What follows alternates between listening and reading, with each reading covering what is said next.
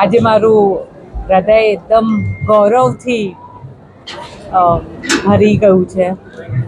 મારો આનંદ છે આ પવિત્ર પદયાત્રા જામનગરથી દ્વારકાધીશ આજે રામનવમીના દિવસે પૂરી કરી છે.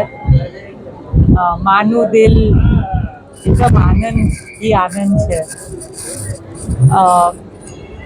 આનંદની સાથે બધા જે યુવકો સાથે આવ્યા છે એ આપણી સંસ્કૃતિ, આપણું હેરિટેજ, આપણું કલ્ચર આગળ લઈ રહ્યા છે.